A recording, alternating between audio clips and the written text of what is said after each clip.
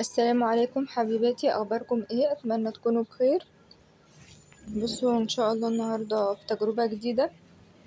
ده من المنصوره، السردين ده من المنصوره في ميت حضر. كان في محل كده جنب دكتور اسمه حسام الوكيل، ده الاوعية الدمويه. الدكتور ده مشهور، كنا هناك عند الدكتور. فشوفنا المحل ده هناك، محل بقى باين عليه يعني ان هو كبير وكده، فقلنا ندخل كده ونشوف بنفسنا. بصوا دي الاسعار بتاعته. السردين كان في 70 وفي ب80، ودي الاسعار بتاعته. بصوا المحل اهو.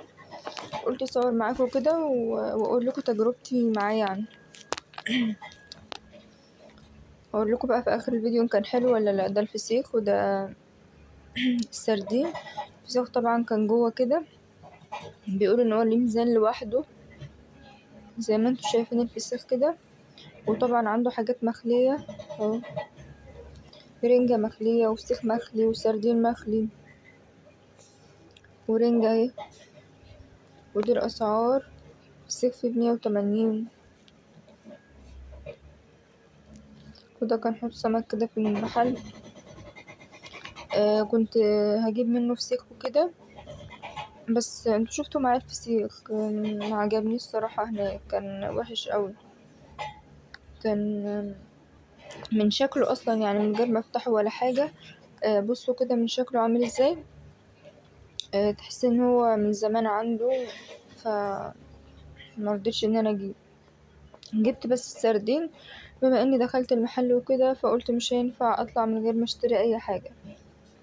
فجبت منه كمية السردين اللي شفتوها دي. بصوا عنده سردينات وحاجات كتير، بس الصراحة الفسيخ ما عجبنيش من عنده. من شكله اصلا تحسوا ان هو مركون بقاله زمن عنده، محدش بيشتري من المحل او ايه، الله اعلم يعني. فقلت اجيب منه السردين وخلاص، واشوفه بقى معاكم كان حلو ولا لا. اهو ده السردين، قطعت معاه بقى بصلتين كده وطماطم زي ما انتوا شايفين. يعني كان الى حد ما مقبول يعني، بس ما كانش اللي هو فيه احسن من كده يعني. حبيت ان انا اشارككم التجربه بتاعت النهارده. وما تنسوش بقى اللايك والاشتراك في القناه وفعلوا زر الجرس عشان يوصلكوا كل جديد. السلام عليكم.